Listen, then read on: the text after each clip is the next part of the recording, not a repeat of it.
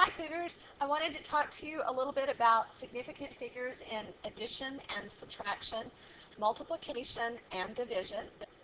Um, let's take a look at the rule for addition and subtraction.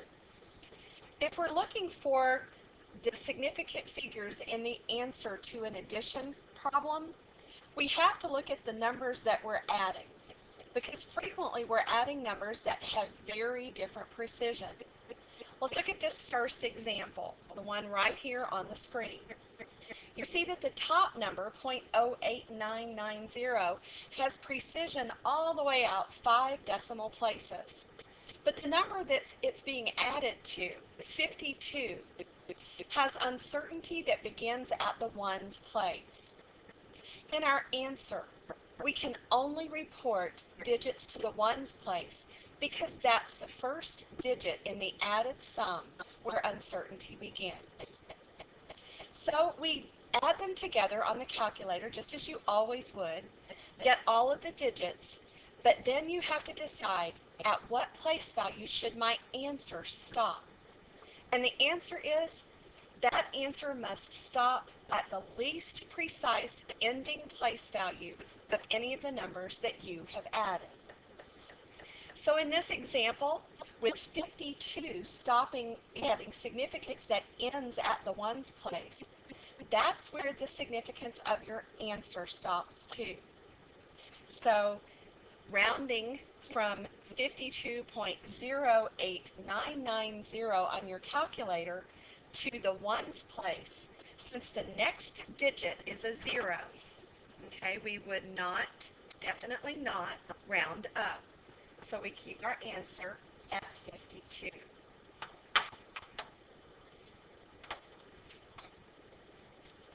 Let's look at these examples. Look at B, where we're adding 0.8 with significance that ends at the tenths place. Our doubtful digit is in the tenths place. The next number that's being subtracted has precision all the way out 5 decimal places. We go ahead and subtract it on the calculator just like we always do, and the calculator faithfully reports 0.79995.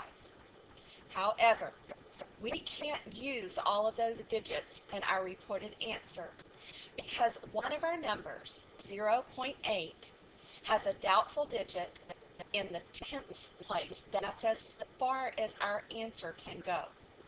We must round 0.79995 to the tenths place. And since the digit next to the 7 is a 9, we round up and our answer is 0.8, 0.8. In example C, both of the numbers that we're adding have their last significant figure in the ones place. They have the same precision, so our answer is also precise to the ones place. There's no decision making here.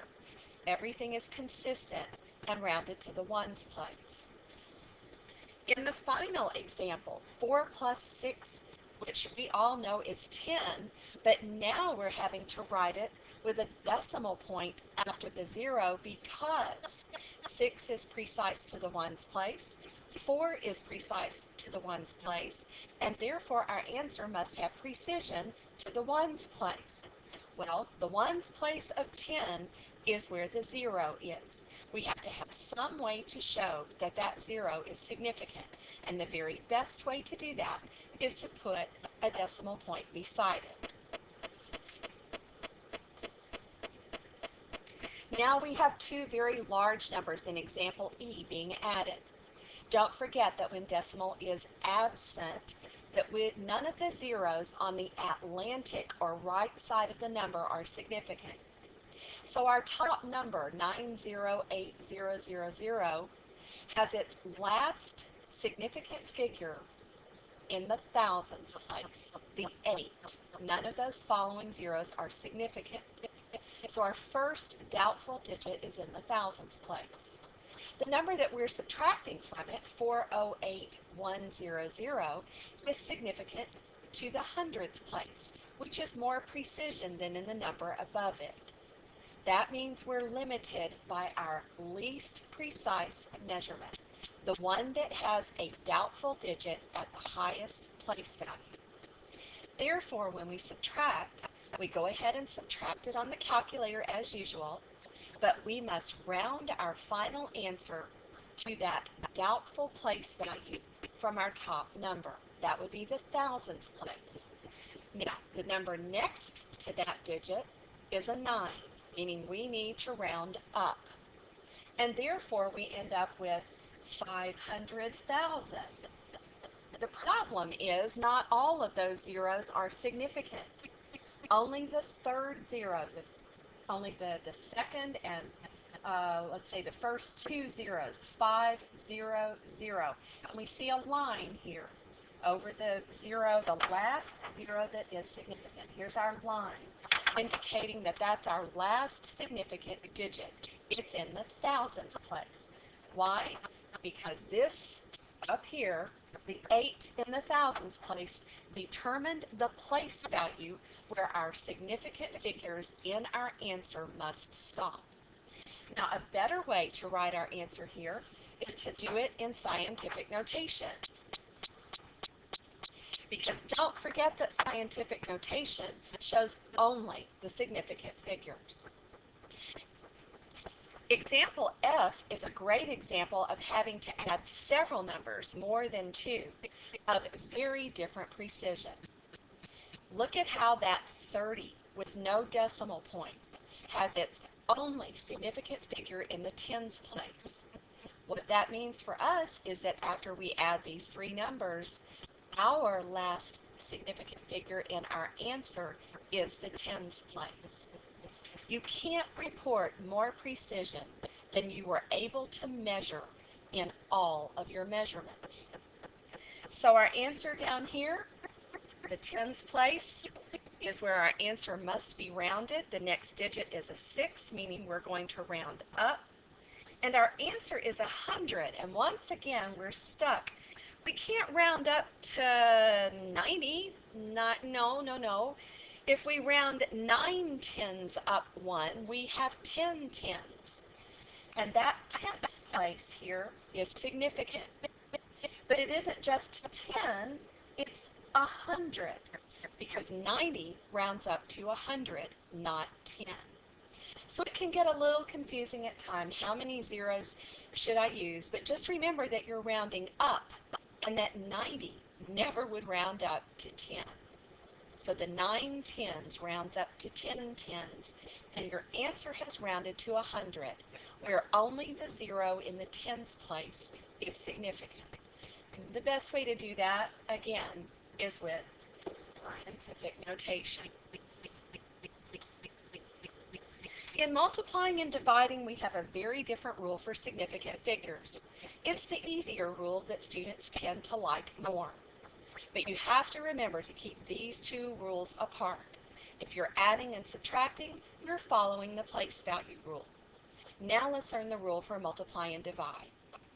It's very simple. You look at all of your factors, you analyze how many sig figs are in each factor, and your answer must be rounded to the number of sig figs of the lowest sig fig factor that you're using.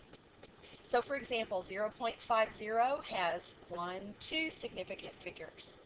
0.005 has 1 significant figure.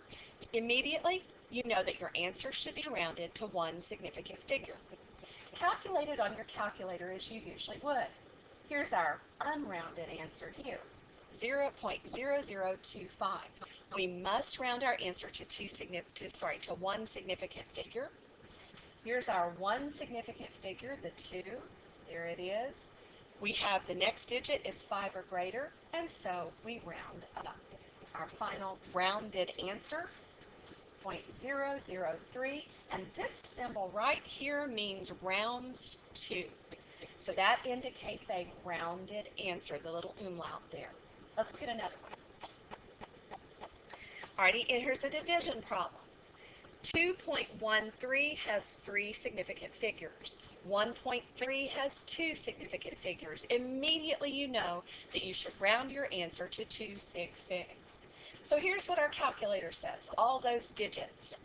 But we need two significant figures. Our last significant figure is right there. The next digit is not 5 or greater, and so we leave it as is, and our rounded answer is 1.6. The next example, 3 sig figs in this factor, 2 sig figs in this factor, 4 in this one. 2's our winner. Our answer is going to have two significant figures. So here's what our calculator says. We're going to need to round that to that place right there. The 6 and the 2 are our only significant figures, but the next digit is a 5, so we round it to 6.3. Let's go one more down here. Multiplying 13.21, we have 4 sig figs times 61.5 with 3 sig figs. Here's our lowest number of sig figs, 61.5. Our answer will have 3 significant figures. We will round to 3 significant figures. See why we taught you how to round numbers to a certain number of sig figs? All right, here's what the calculator says. 812, that's our first 3 digits, and that's all the significant figures we have. And so our 2 is our last significant figure. The next number is a 4. We can't put anything past the ones place on this number. Nothing past the ones place, because we only have 3 significant figures in our rounded number. Why don't we put zeros out here past the decimal point? Why don't we do that? That would give us significance far past the ones place, and so we don't do that. We literally stop our answer at the place value where our lowest number of significant figures says we must stop.